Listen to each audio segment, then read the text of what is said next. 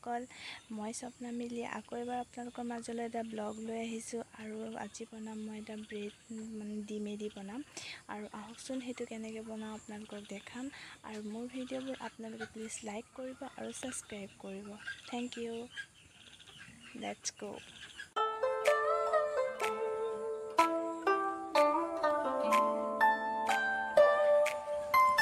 ভিতৰত সোমাইছোঁ আৰু এতিয়া মই ষ্টাৰ্ট কৰিম বনাবলৈ এয়া নিমখ লৈছোঁ এটা বাউলত আন্দাজ অনুসৰি আপোনালোকে দিব পাৰে কিমান দিয়ে আৰু এয়া মই বেচন লৈছোঁ বেচন মই 3-4 চামুচমান লৈছোঁ সেয়া আপোনালোকে যিমানখিনি খায় সিমান ল'ব পাৰে আৰু কম পৰিমাণে দিব লাগে বেচনটো নহ'লে বেছি খাবলৈ ইমান টেষ্টি নহয় এয়া এগ লৈছোঁ মই ডিম 3টাহে দিছোঁ সেইখিনি তাৰপিছত ভালছে ফেটি ল'ব লাগিব এগখিনি দিয়াৰ পিছত আপোনালোকে বনাই চাবচোন আৰু আজিকালি প্ৰায় জানেই মানুহে তথাপিও মই যিটো জানো সেইখিনিহে আপোনালোকৰ মাজত দেখাইছোঁ এয়া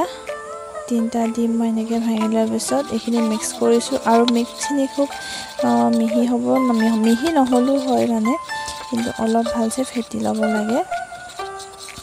ভালছে ফেটি বস্তুটো হেৰি কৰিব লাগে এয়া এখন মই পেনত লৈছোঁ ৰিফাইন আৰু এনেকৈ তিয়াই